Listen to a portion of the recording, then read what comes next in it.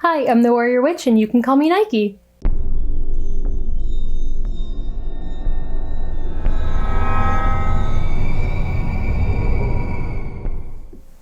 Let's talk offerings.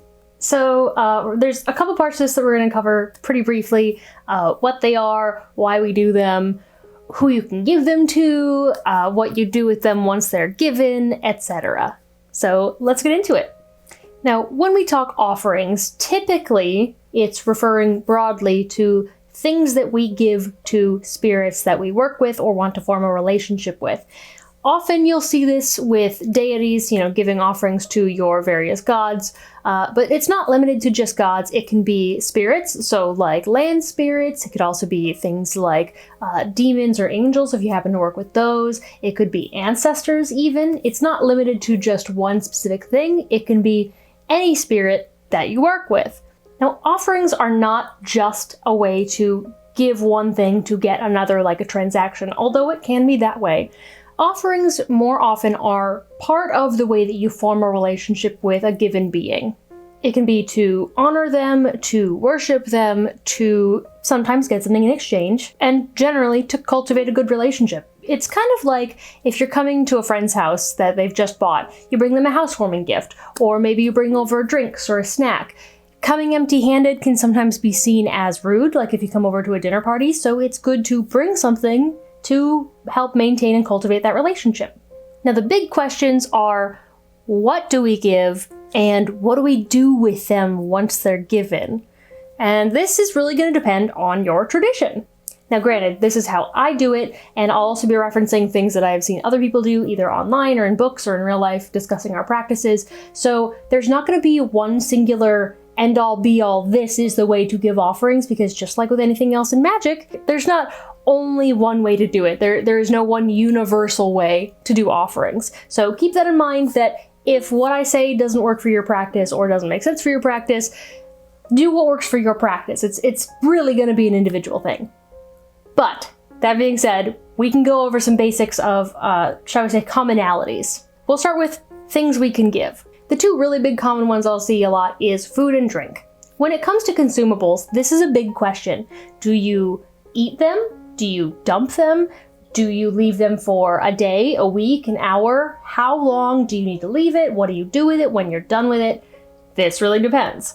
In some traditions, you leave the offering, the food offering, food or drink, for a set amount of time. Maybe it's an hour, maybe it's a day, however long. And then if it's within a time frame that would allow that thing to still be edible, then you would eat it. In other traditions, this is seen as a big taboo. That's a no-no. You don't eat that food, and you get rid of it. You could either, if it's a liquid, dump it out by, say, a tree or in the bushes, or down the sink if you don't really have that option. And with food, you could either dump it out, or if you have like a compost pile, you could do that.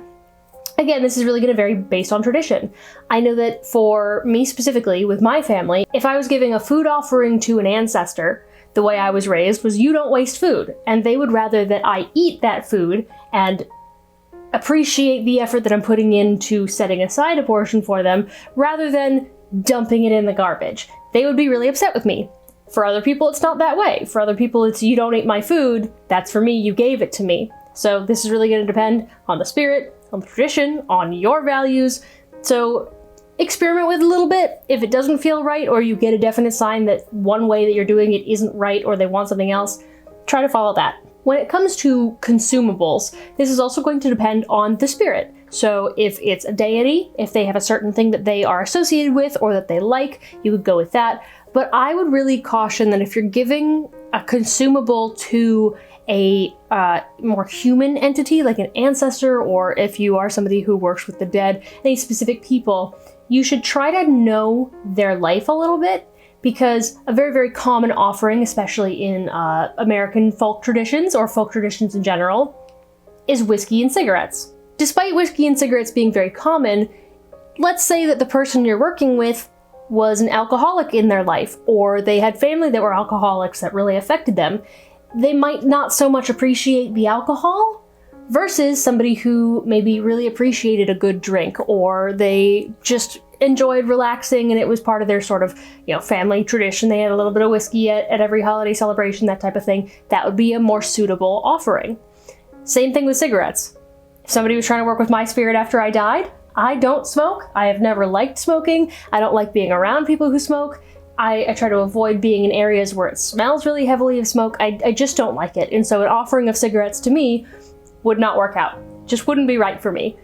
There's those memes online about, like, if you were a deity, what would people offer you? And as much as they are kind of a joke, you can kind of look at those and see how that could apply. If people were working with, those people's spirits, the things that they most enjoy, that they're most associated with, those would work as offerings.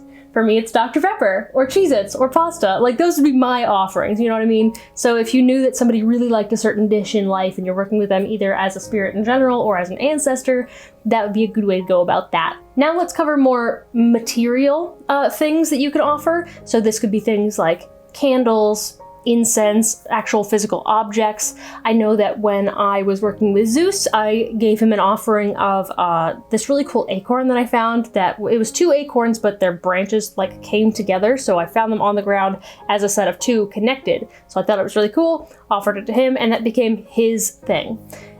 Incense is really, really common. It's an easy thing, and it's not so much that the item itself is the biggest part here, although there is a certain amount to that. The acorns being related to Zeus, honey for Freya, that kind of stuff. The item can be important, but the other half of it is about a sacrifice. So when I say sacrifice, I don't mean like animal sacrifice. Don't get me wrong. But I mean the sacrifice as in you are putting in the time, energy, effort. You are using up a supply of some form to give to them. And that's honestly what a lot of offerings are. You're using a supply, you're making a sacrifice of a thing to honor them or work with them or whatever it is, whatever the purpose is behind this offering. So when it comes to things like incense and candles, that sacrifice is the use of that material that could have been used for something else that is being dedicated to them.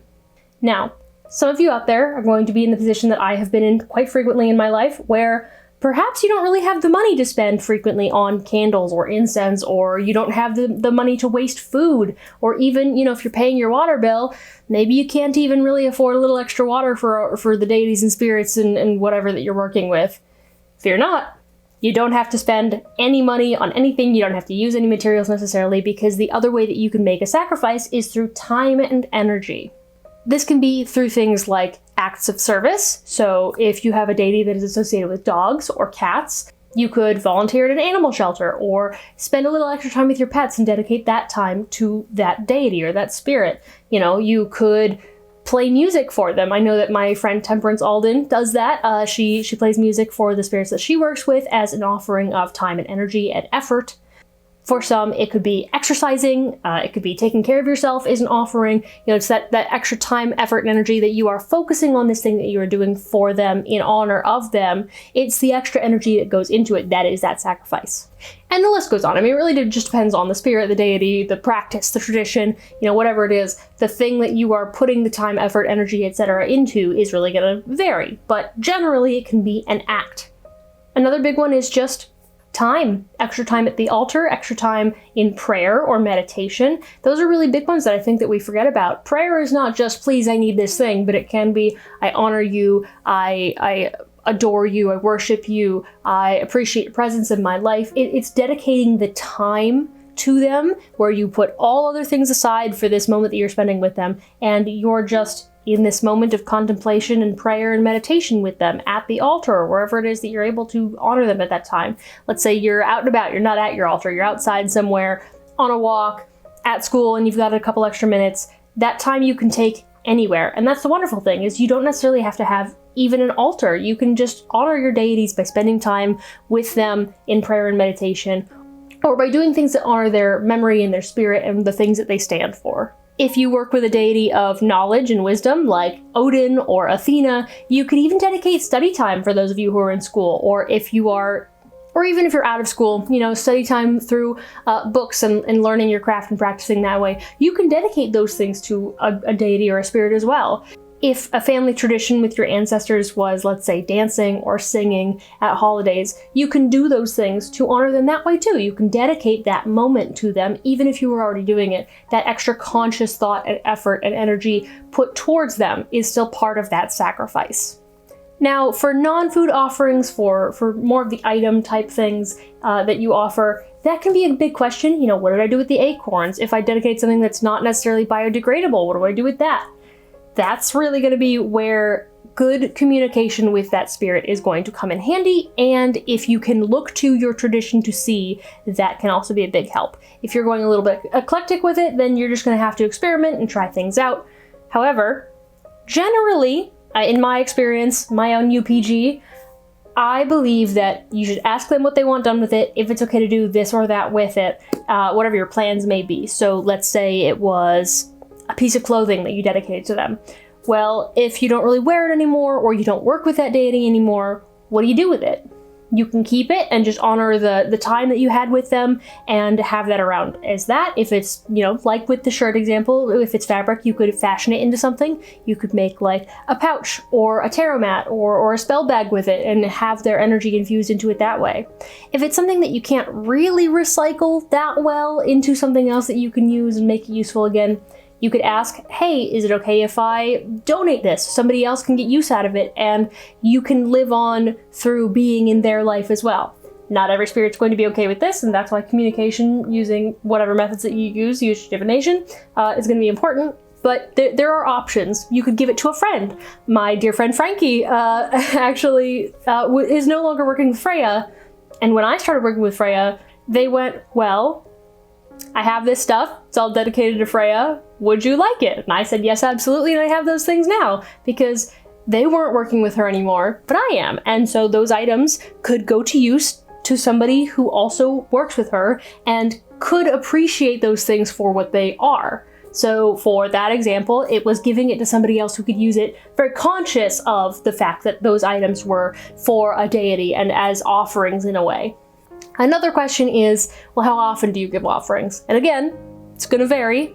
Some people do them daily, some people do them weekly, some people do them monthly, it really depends. I can give an example specifically of a tradition that is monthly. When working with the goddess Hecate, every month at the dark moon, or at the new moon, there is a celebration of her where you leave out offerings. This includes incense, kitchen scraps, food, certain particular foods like eggs and garlic. And so once a month is when you give her these offerings. Now you can give her offerings more frequently, but that is like the big day to give her things. So that would be when you could give her these specific offerings.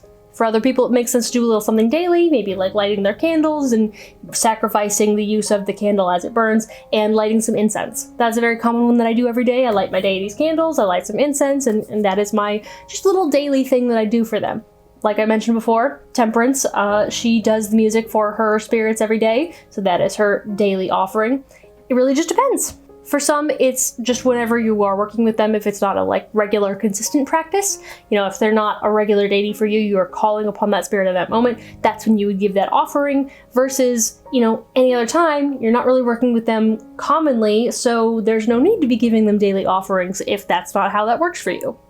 And again, you know, if your budget doesn't really have room to do things like that, you can just set some time aside. Weekly is usually a little bit easier. You pick a day, you pick a time slot that works for you, and that's when you do your offerings. But sometimes, if you have the money and the ability and the supplies for it, daily is a little bit easier because it keeps you in that habit, and it's just a 2-second thing, boop, boop, boop, light all the candles, let them burn for 5 minutes, however long that you have, and that's it. You know, you could light those candles and then go brush your teeth, and then that's the time that you've given your offerings. Whatever works for you is going to be what works for you. So like I said in the beginning, all of this is going to be fairly personal. It's going to depend on the practice, on your specific practice, on your tradition if you're following one.